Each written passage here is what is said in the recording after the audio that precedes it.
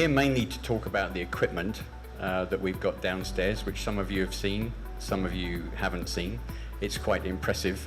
But I'm here to just give you a history of Europlacer first, and a little bit about myself, so that you can see that there may be some questions afterwards that you'd like to ask about my journey as an engineer. Europlacer is a European manufacturer of pick and place equipment. We've actually been around as a company since the 70s. Started when assembly was light guided. Some of you probably have, no, in fact most of you have never seen that, where there was a row of normally ladies, unfortunately, sitting at a bench putting components in boards through hole. A light would shine down, show them where to put the resistor, they'd take it out of a bin and put it in, and then move the board on. It was called a push line. So that's where Europlacer started, with those semi-automatics. Then things started moving fairly quickly. So 1972, Blakell was formed, and we were into semi-automatics. We were into through-hole robots, highly mechanical robots that would put through-hole components in. And then in 1991, we found a French company that was called Numergo then, that had developed early SMT automatic assembly machine, and we bought that company and formed the Europlacer group then. Then in 1998 we acquired a printer company, and we created the speed print part of the group. Some of you have seen the screen printer downstairs. We'll look at that later. 2005, Parable Trust was formed, which is a not-for-profit Christian charity organization. And then in 2013, they took over the parent company of Europlacer. So it's been a long history from 72 to 2022. So Parable Trust is based on sort of Christian values. It's a not-for-profit. As far as the parable of the talents is concerned, some of you may have read that, some not. But it breaks down into giving people the tools to make things better for themselves. So that's really what Parable is all about, is to giving you the tools to make things better. So to grow and multiply, to generate value, and to help people around the world. So that's our parent company. We've grown considerably now from a single company down in the bowels of England, small tiny county in the south of England, to a global presence with a staff of over 170 people now. Customers 600, 1,300 pick and place machines, and 800 speed print machines. So you can see from that slide, we're in North America. We have headquarters in the UK. It's there if everybody doesn't know where we are. We're so small. We've got satellite offices in Florida, in North America. Our manufacturing is done in central France. We've got an office in Italy, Malaysia, and in Shanghai, China. And we've just recently opened an office in Taiwan. So we're a multinational presence. Europlacer has grown tremendously from, again, it was a startup. It's taken a long time to get us there, but it was essentially a startup. The guy that started it, Pat Kellard, was actually a metal basher in his day. He was a sheet metal worker that had an idea.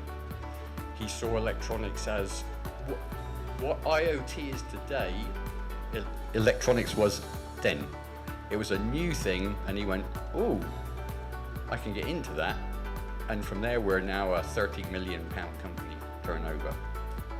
So it's taken a while, but it started the same. Like I say, it was the IoT of the day. So you can see back in the 80s, flexibility was king. And by flexibility, what do we mean by that? It means not just what the machine can place, you know, how many different components it can place or the range of components, but it means how quick you can change over production, for instance, from one job to the next. The early pick and place machines were hard to program. Once you put the feeders onto them, you really didn't want to take them off. So there was the tendency to build large batches of boards that you didn't necessarily need. But because you'd spent maybe a day putting the kit on and programming it, you didn't want to break it back down again. So if you only wanted 20 boards, you would build 50 or 100 and put them on the shelf, which then immediately leads to the risk of obsolescence. Somebody changes a design and you scrap product. And there's still a tendency to do that in the marketplace today. And we've talked about, I think Prince talked about costs. Now obviously the price per piece goes down considerably if you make a lot of boards, and that's the Chinese market. So just because they tend to be cheaper, generally relies on them building a lot of boards. And they'll often give you a quote for 100 boards or even 300 boards when actually you really only want 20. So where Europlacer found a gap in the market was in the flexibility of small to medium volume. Because pick and place machines are very expensive to design and make. In fact, there's the same players in the market today as there has been for the last 20 years. Nobody's designing a new one. It's really hard. So what they wanted to do was hit the high volume market. So again, Europlacer saw a gap in the flexible pick and place market, and we started to develop products. Thank you very much. I hope that's given you some insight as to how Europlacer was made.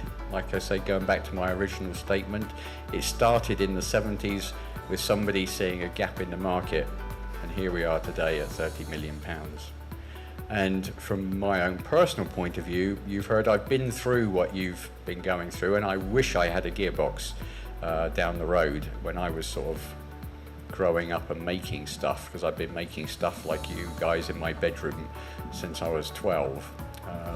In fact, I developed an Arduino product a few years back where I saw a gap in the market. I made my prototype on Vero board, as you probably used it yourself, and if I'd had a gearbox then, I could be in a different position today than I am.